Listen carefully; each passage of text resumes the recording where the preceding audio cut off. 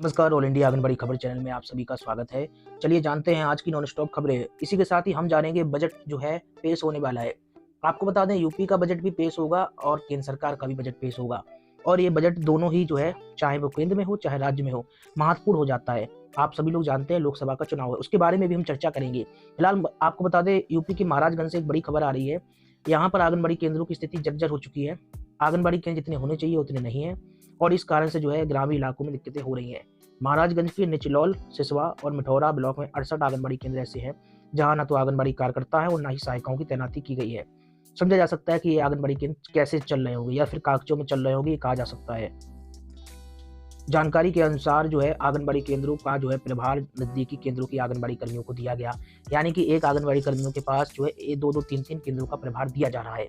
शासन की तरफ से आंगनबाड़ी केंद्रों को प्री प्राइमरी स्कूल के रूप में संचालित करने के निर्देश जारी किए गए हैं।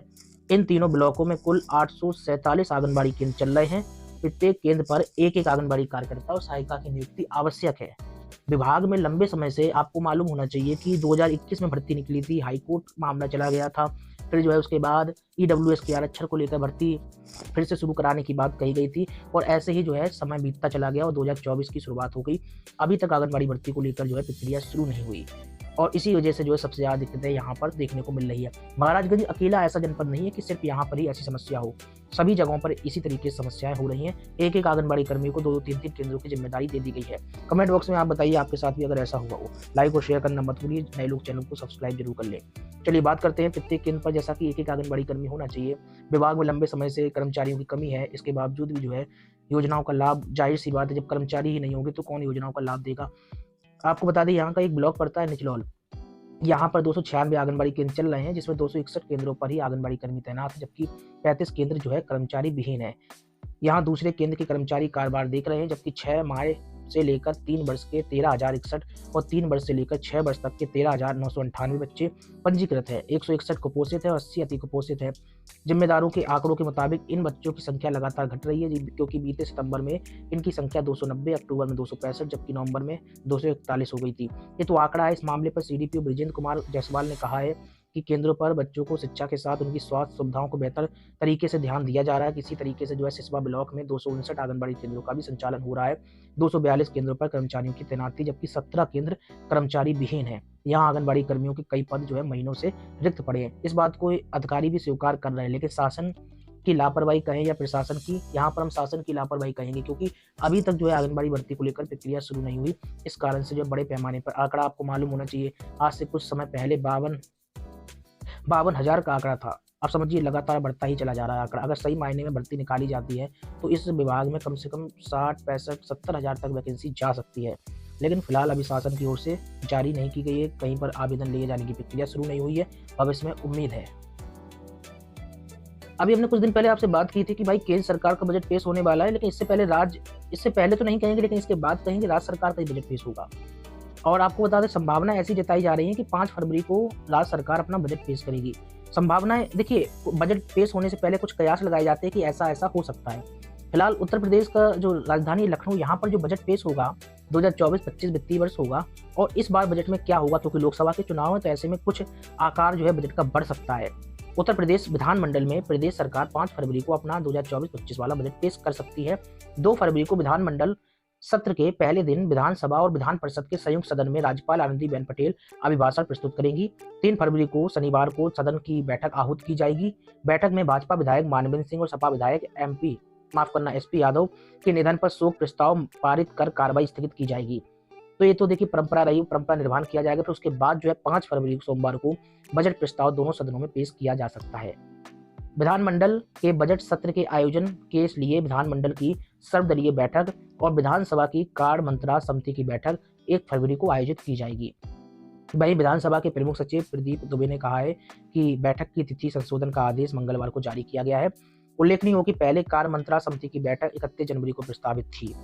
अब ऐसे में देखिए इस बार क्या कयास लगाया जा रहा है, योजनाओं का क्या ऐलान हो सकते हैं, वो तो इस बजट में देखने को मिलेंगे। अभी फिलहाल जो है प्रदेश सरकार इस वर्ष का बजट पिछले बजट से करीब 75,000 करोड़ रुपए तक ज़्यादा हो सकता है। अब इसका मतलब ये है कि जब बजट ज़्यादा होता है तो 2 ही जो है कंडीशन या शर्तें होती हैं। पहली शर्त ये होती है कि कोई नई योजना का ऐलान हुआ हो, या फिर दूसरी शर्त ये होती है कि कोई पुरानी योजना चल रही हो उसमें पैसा ज़्यादा दे दिया हो, ऐसी ही शर्त हो सकती है और कोई शर्त इसमें होती नहीं है। तो ज़ाहिर-सी बात है अगर जब बजट बढ़ेगा तो आपको बता दूँ जैसे कि सरकार की कई योजनाएँ चल रही हैं, उसमें हो सकता है पैसा बढ़ा दें या फिर ज़्यादा देने लगें। जैसे कि मान लीजिए आईसीडीएस का बजट बढ़ा दें और निश्चित तौर पर आंगनबाड़ी कर्मियों का मानदेय बढ़ा सकते हैं, लेकिन प्रबल संभावना है जो भी फैसला होगा केंद्र सरकार करेगी। राज्य सरकार से उम्मीद नहीं है क्योंकि उसके पहले जो है केंद्र सरकार का बजट आएगा, वो हमारे लिए ज़्यादा महत्वपूर्ण हो जाता है। फिलहाल आपको बता दें यूपी में 6.90 लाख करोड़ रुपए का बजट पिछले जो है वित्तीय वर्ष में पेश किया गया था। इस वर्ष जो है 7.65 लाख करोड़ रुपए का बजट हो सकता है। वर्ष 2024-25 के बजट में राजस्व व्यय यानी वेतन, पेंशन आदि मदों में सबसे ज़्यादा जो है धन बढ़ेगा। वही बात मैंने आपसे कहा कि सैलरी, पेंशन की बात आ रही तो कर्मचारियों की बात आ जाती है।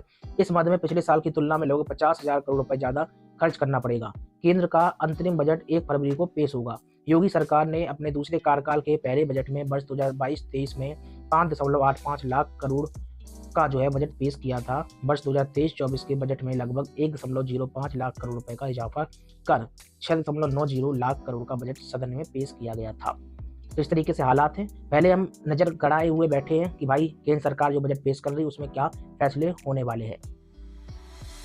ये कुछ जैसा कि हम केंद्र सरकार के बारे में बात कर रहे थे तो कुछ जो है कयास भी लगाए जा रहे हैं कि इस केंद्र सरकार जो है महिलाओं पर खास गौर कर रही है, तो कुछ ना कुछ जो है बड़े ऐलान संभव केंद्र सरकार की ओर से माने जा रहे हैं।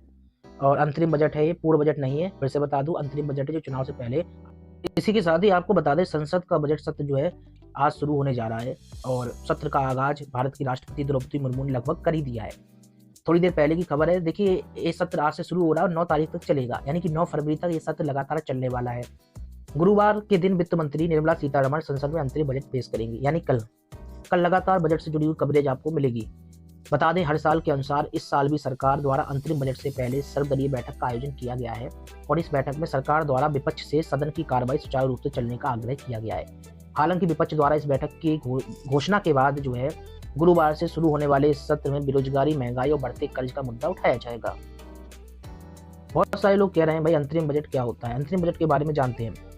अंतरिम बजट वह बजट होता है रेगुलर या आम बजट से काफ़ी अलग होता है। जहां आम बजट एक तरफ सरकार का पूरे वित्त वर्ष का एक प्लान होता है, तो वहीं अंतरिम बजट मात्र कुछ महीनों के लिए सरकार द्वारा लाया जाता है।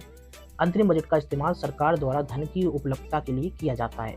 इसका इस्तेमाल नई सरकार बनने और आम बजट पास ना होने तक के लिए होता है। जैसा कि अभी वर्तमान समय में लोकसभा चुनाव 2024 है, तो ऐसे में जो है अभी अंतरिम बजट पेश किया जा रहा है। सत्ता जैसे ही जिसकी बनेगी तो उसके बाद जो है पूर्ण बजट सत्ता में जो भी व्यक्ति आता है, जो भी पार्टी आती है, तो वो पेश करेगी।